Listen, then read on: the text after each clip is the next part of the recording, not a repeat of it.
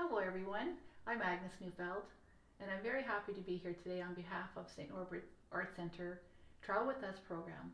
And I'm here today to show you how to do a colored pencil drawing with my prairie influences. So I'm going to show you some of my background on why and where I got to choose the theme on prairie influences today. And I'm very excited to tell you a little bit about my history, my background, about why and what I've been doing for several years. And I've spent most of my time on the prairies. And I never tire of the prairies. They're so beautiful. And I see new things every season. And the pleasure of having 4 seasons is quite beautiful and quite inspirational. I married into a farm family and raised 3 children. And I've seen firsthand how hard and how much dedication farming practice is. I've seen the highs and I've seen the lows.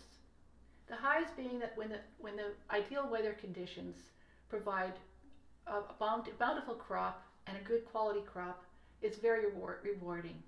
On the downside, it's high risk for physical injuries, and it's also very hard on the machinery. And so it also had devastation of fires that are unexpected, either on the field with machinery or on the yard with buildings that have burnt down to the ground. So the losses are really devastating. On the other side, I've also had gardening all these years, and it's been a learning experience for me, but it's been also very rewarding because having fresh produce at my fingertips has been a wonderful thing. And along that, I've also grown flowers that add beautiful beauty to the yard. And so that's been a big part of my influences in my art practice, which I didn't expect, but it just kind of led me to both those worlds of agriculture production and gardening. Let's get started, and I'm going to show you what I'm drawing. This is a flower I took in my garden, and we're going to be showing you how to draw this with a few basic steps and a few basic supplies. So let's get started. So we have got colored pencil crayons. We don't need a lot to do a project, but if you have 12, that's minimum, I would say, to do what you want to do. But you can also use more variety of colors is great too. We need, of course, paper, drawing paper, and that could be any smooth paper that you like. It doesn't have to be. It can be anything you have handy in the house. It doesn't have to be something very expensive. We also need some basic things like pencils. We've got ruler, erasers or eraser. We've also got a blending stick, and the most important besides the colored pencils and paper is the sharpeners. We need to keep our pencils very sharp when we work. That we've got nice pigment on our paper, and we can also get a lot of details in our work. So the first thing I like to do, this is optional, but an easy step to how to transfer the drawing is we take our color photograph, and I have an office quality paper, and it's very easy to fold. I call it the grid method. It's very easy, and it's very simple to do. It's just to transfer the drawing. But this is something you can eyeball it as well. But I'm just going to show, we're going to fold the paper in half horizontally, and then we're going to fold it from the bottom to the middle, and the top to the middle. So in the end, we're going to have 16 squares. Not squares, they're actually going to be rectangles, because I'm using an 8x10 color photograph. Then we're going to fold it vertically, doing the same thing to the center, and again from the outside edge to the center.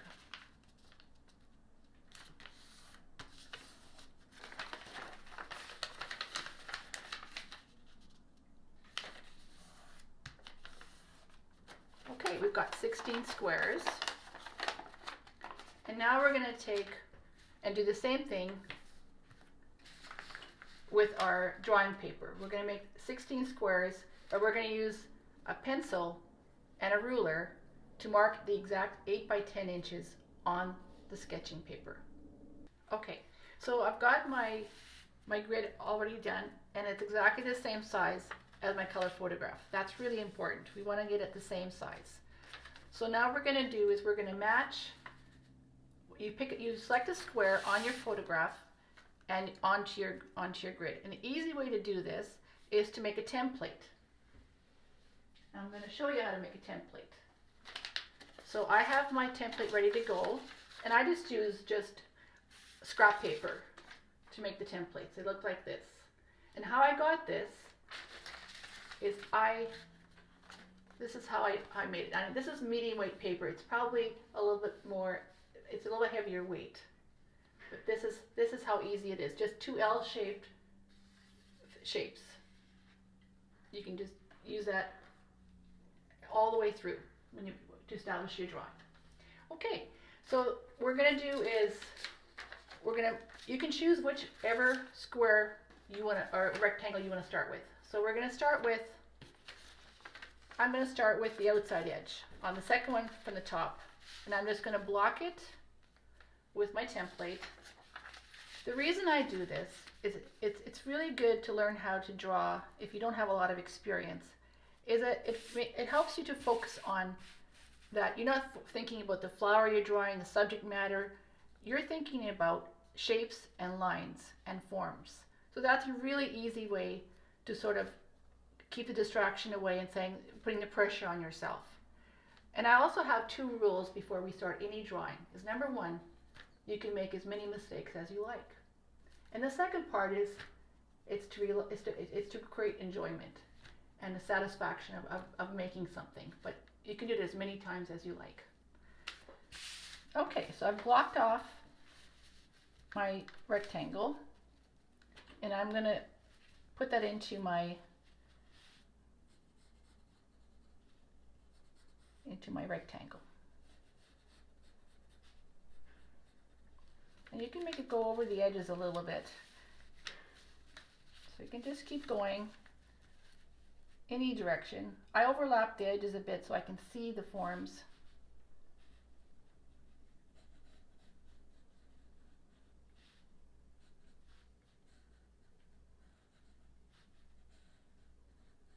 And don't go too dark because you're going to be erasing the grid later and these lines. Because colored pencil, if you use light colors, it's going to show up if you don't want that look.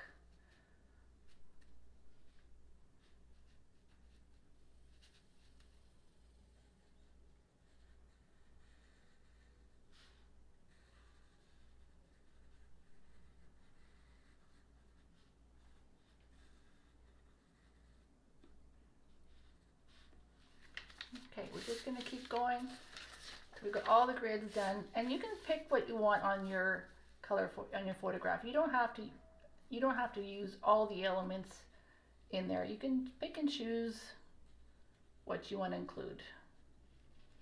I'm just going to add a couple of branches here, and so on. So just fill it in later. You can fill it in later too. You can go back and forth.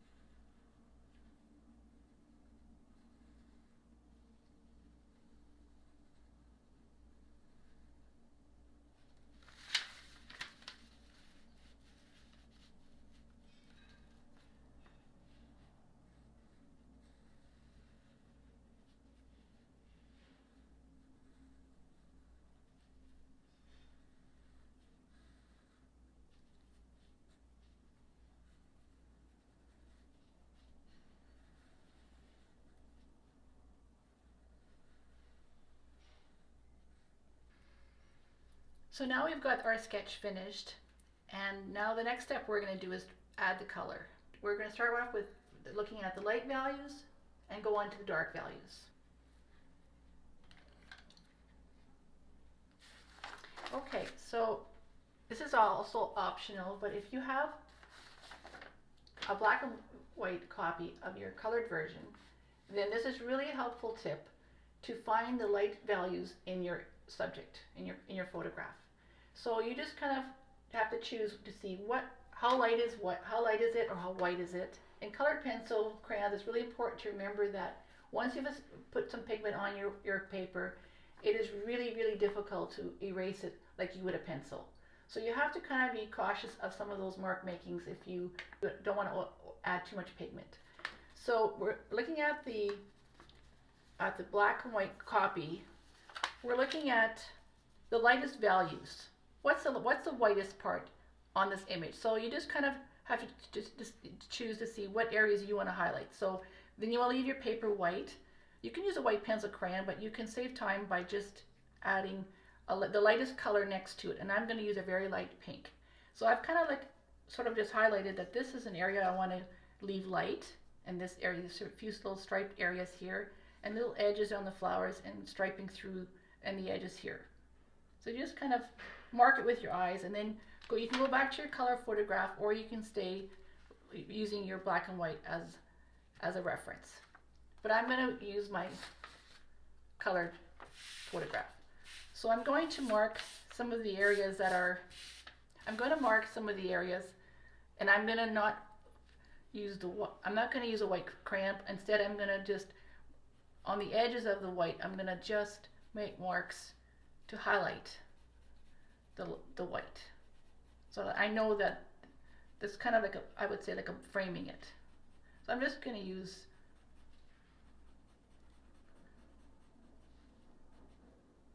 white. When I'm highlighting all the white areas, I'm just going up to the white with my pink pencil. And the technique I'm using, one of them is a back and forth stroke. And it's a very light touch. And it's really important to not go too heavy on the first layer. So I'm going to hold my hand at the end of the pencil, not close to the lead. That way it's a very light layer, very light strokes. So you can build the layers as you go, because with colored pencil crayons, it's really important to layer and layer and layer. And that's how you can get to your tones and have a wonderful contrast. So just keep working on the white areas. I'm just going to highlight the edges of it and leave the white of the paper.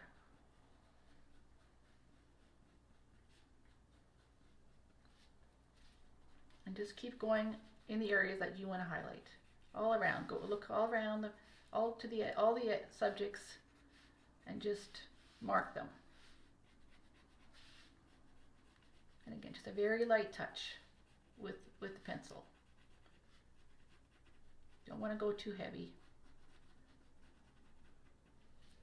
Okay, another important part at this stage is to mark areas that you want to leave white.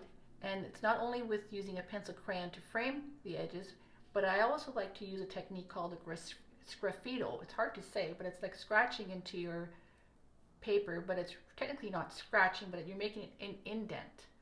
And I've tried different tools to do this technique, and I found the easiest and the best was I found a pen that had an empty ink, and it's wonderful because you're not risking tearing your paper, but the pen just rolls in the areas that you want to work with.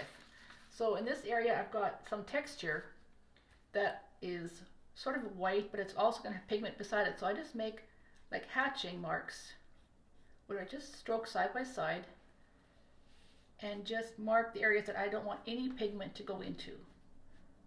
And also, you can also emphasize some of the white areas that you've marked, and also just put little ditches in there in the white areas, just to sort of highlight, emphasize some of the white areas. Just back and forth. These are back and forth strokes too. But hatching is different because those lines are side by side. And I like to use that right in this area right here. Just nice and even strokes. when I'm working, I like to have a piece of scrap paper beside me so I can test my colors, my pigment, or how I'm going to layer colors, pre-test them. Or especially for my eraser, when I do use my eraser, and they get kind of grungy, so it's really good to have a paper beside to just sort of work some of these, test some of the colors together. Having a scrap piece of paper is really handy because the eraser gets quite grungy, and it's really good to clean it up first on your scrap piece of paper so it's nice and clean surface, and then you can start erasing the grids that you've made on your drawing. So as you work, remove the grid, and that'll make it nice. It'll clean it up nicely. Now we're going to do the dark values. So we want to have a nice contrast in our work. So it's really important to have a light values and dark values. That way our drawing won't look as flat. That's really important. So you decide what you want to pinpoint or draw into your picture. And we're going to start very light, a light touch again. You can just go hatching marks, just side by side, nice and slow, nice and short. In this case, I'm doing the center of the flower.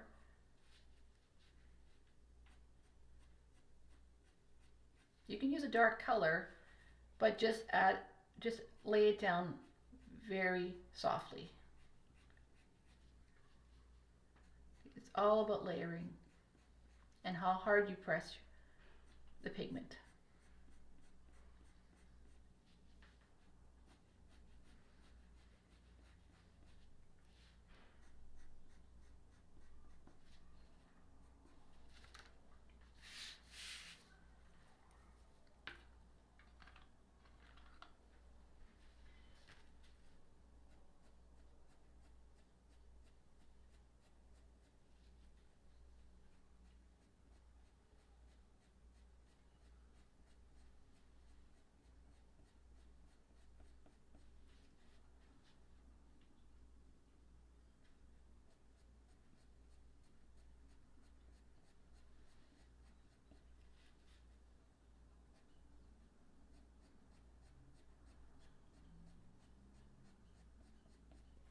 I've got a couple layers on here now.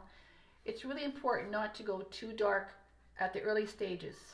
And that's a mistake I made recently on one of my images, and I'll show you. So I did this drawing,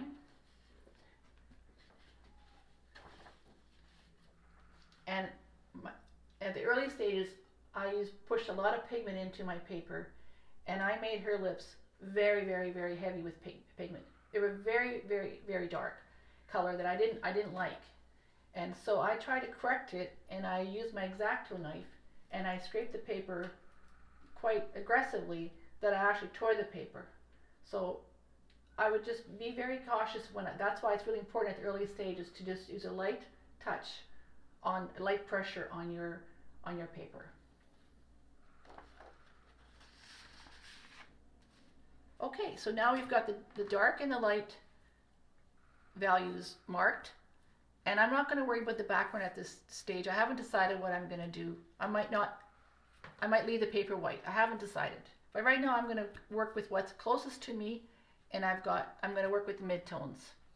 So I'm going to just grab my pink again that I've marked the light areas, and I'm just going to mark, even if it's darker, I'm going to mark the areas by adding layers and layers of colored pencils. Just keep working the layers, but just a very light pressure. I'm just doing it back and forth, very light. I'm not holding the pencil too close to the lead.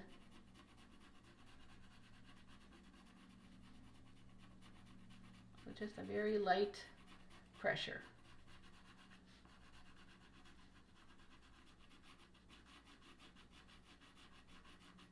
If you're doing a larger area, then just rest your hand on your paper and just relax your wrist and just go back and forth. It's more relaxing that way. You have a little bit more control.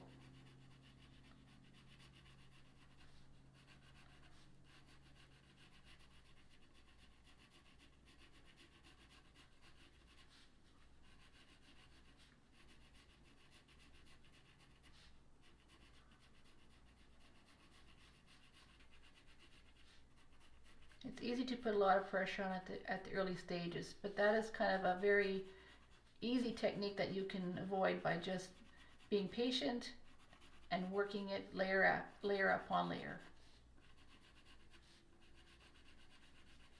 It's really hard to go light if you've gone too dark. You can erase a little bit, but you know, in pencil crayons it's really hard to erase all the marks. It's not like pencil drawing. So you'll see in this image that I've done this graffito marks, and you can see that the pigment stayed white. So it's really a nice effect. It's a really one of my favorite techniques in the drawing.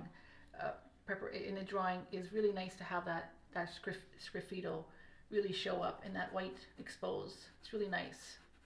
If you just work beside it, you can really, you'll see that the pigment doesn't go quite in. And same here, I did some round marks, dots. You can see how they show up nicely.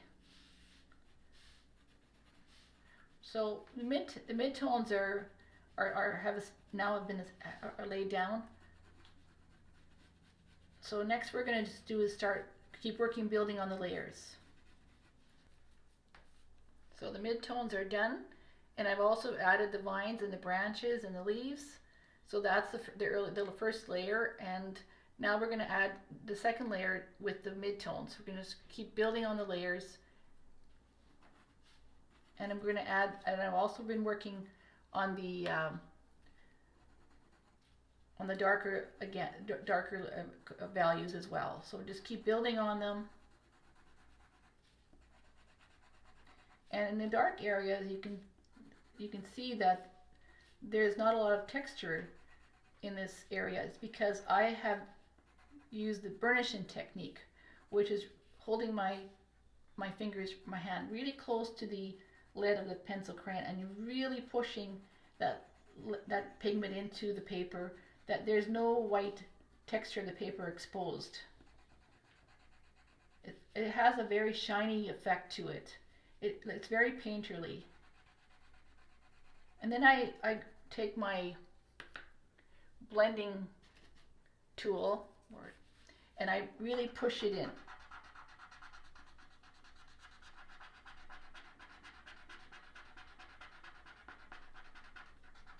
You can also use a cotton swab.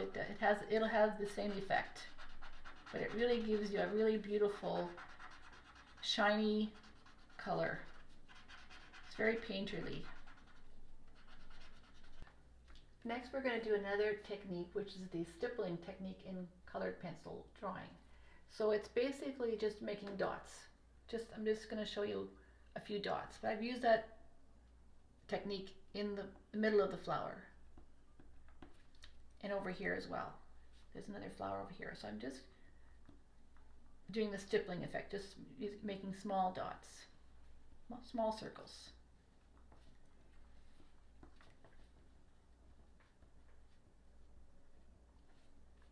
And I'm going to keep building on the vines. I'm just going to keep adding layers and layers until I'm satisfied with how much color I want to put on the vines. So just keep building on the greens. Use different colors.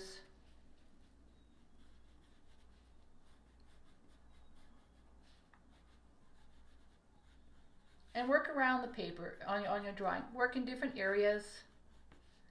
You don't have to finish one area before you go to the next area. Just work around it so one area doesn't get too much detail over another area.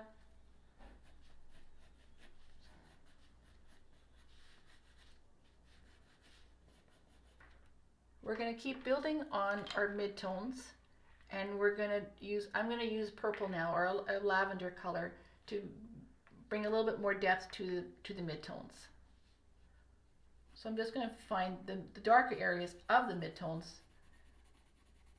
just using back and forth strokes, nice and easy, not too much pressure. If you go too heavy pigment, you can erase it, but it's not going to be, it might be too dark.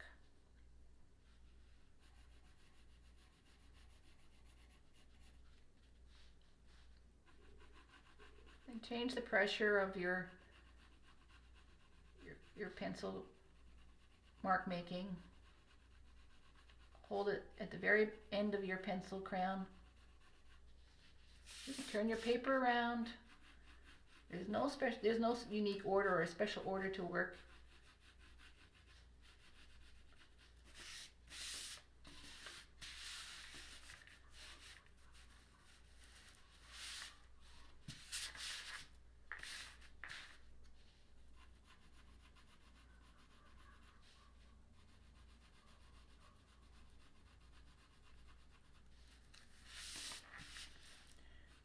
By moving your paper around, you can make the strokes according to the image as how a flower is growing. So you have the mark makings, the veins in the flower. Just easier to work that way. It's nice to have a workspace that's accessible and not too congested. So you get elbow room.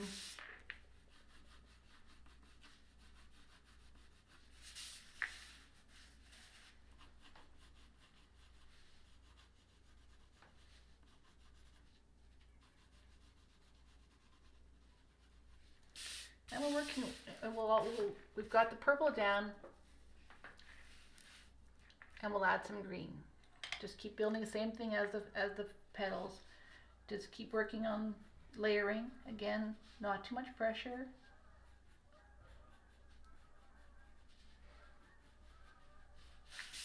Work in different areas.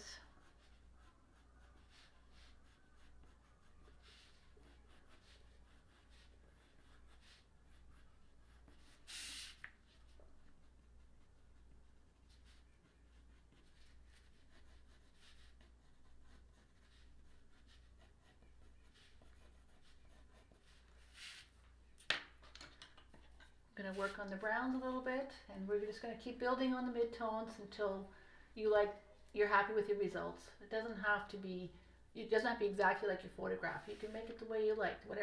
Make it your own. Make it your own.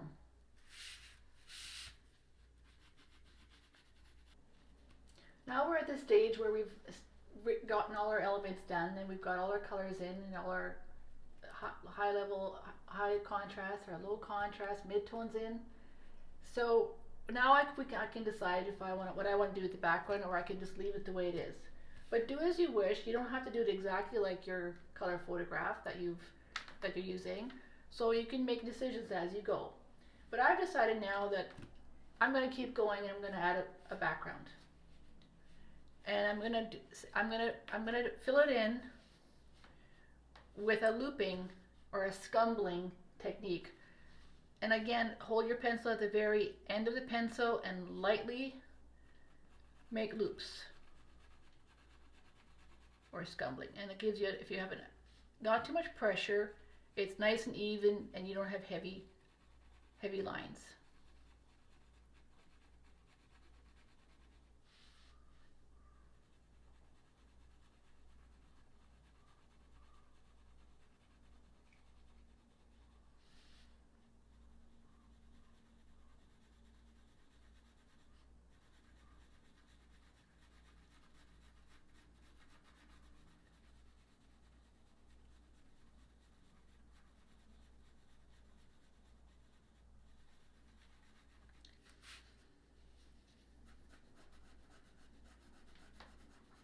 Again, you can use different techniques. You can use the burnish, you can use the looping, the scumbling, back and forth strokes,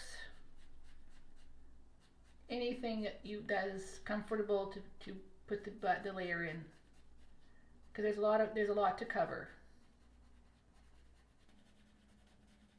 I'm going to go back to green, and I'm going to just build lots of layers to get a darker tone. I'm going to overlap it a bit too.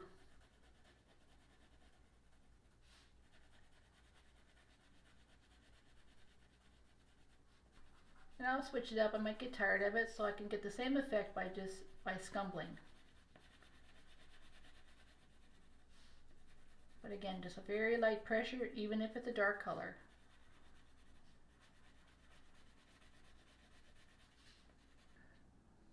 Okay, I've got my first layer of my background finished, and now I'm going to keep building on the layers.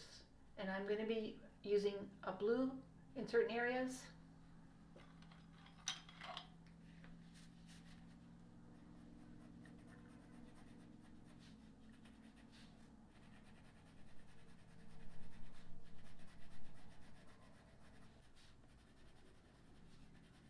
Again, using light pressure with a dark pencil. And I'm going to go back and forth between the vines and the leaves and the background. So I'm going to just work back and forth and go at the speed you like. You can go as fast as you like. You don't have to put a lot of details in. Make decisions as you go. Whatever, you make it your own.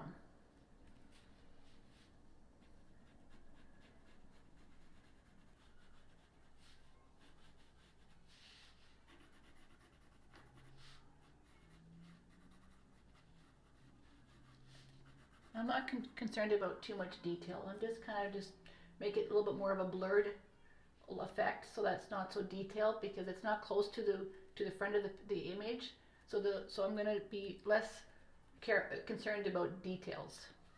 Only the things that are closest to you are more important to bring details into. So I'm just going to be a little bit more loose edges.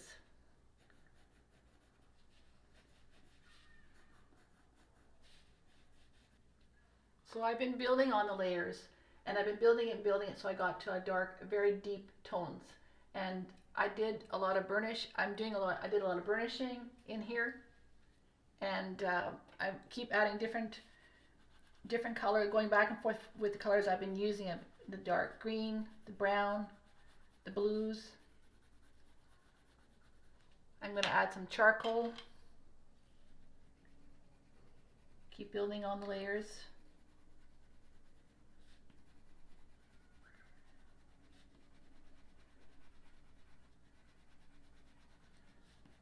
And I'll go back and forth between the background and all the greenery.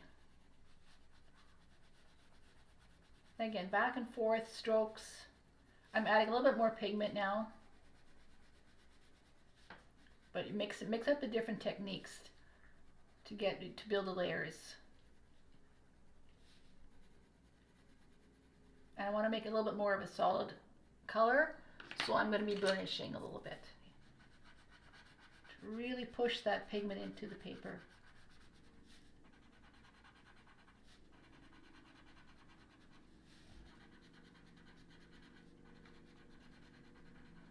And again, I'm not being too concerned about the details because this is my background, and I'm going to kind of keep it more of a blurred or a very loose marks.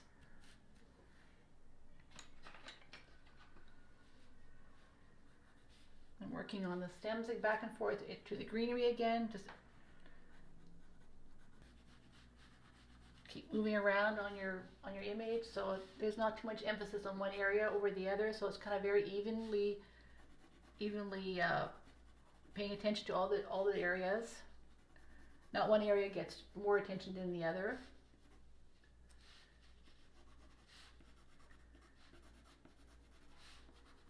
Now I'm at the stage where I've finished my background and I'm happy with the depth, and I'm going to just work on the front of the images that are closest to me, the details, the elements that are closest to me, the flowers, and I'm going to look to see do I need to add any more finishing details, because this is what's closest to me, and now I can decide whether I want to outline the flowers to make them emphasize them more, and that's what I'm going to do. I'm going to add a little bit of pink on the edges. That's something that you don't have to do, but that's just something I'm going to do for this image. I think it works well with this image, and it's a nice contrast with the background. Gives it a nice edge. And I'm going to go along and keep working on that, putting little touches of the edges on there, clean up the edges a bit. Then I'm going to look to see if I need to add any more deep tones or mid-tones, darken the mid-tones, so that I can sort of keep touch it up a little bit, just finish up the edges a bit. So I'm just going to add a little bit of purples just to add contrast between the petals. And why I'm doing is so that at the end result that our image is not flat looking. So we want to keep pushing those lights and the darks and the midtones. And just clean up the edges. Sometimes smudges happen. So you just want to sharpen everything, clean everything up nicely. And you use different colors, layers. I'm using a purple on top of the pink.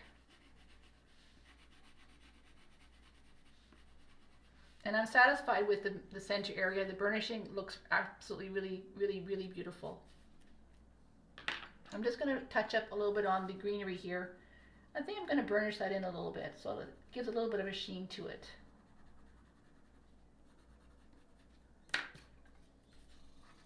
So really pushing that pigment into the paper. Nice solid color. I like the texture on the petals, so I'm going to leave that alone. I think that's a really beautiful finish. So that, I would say I'm done. I'm happy with the results. I've got the darks in the background, in the center, on the light area, and the left side here. Overall, I think I've got my light tones are there, my mid tones are there, and the dark tones are there. So I'm happy. That's our prairie drawing for today, and I hope that you enjoyed it very much, and I hope that you are inspired to do a lot of drawing on your own. Remember, it's very easy to draw with colored pencils because they're very portable. It's dry, it's easy, and it's not expensive. You don't need a lot of supplies. So I hope that you've enjoyed drawing today with me. Thank you.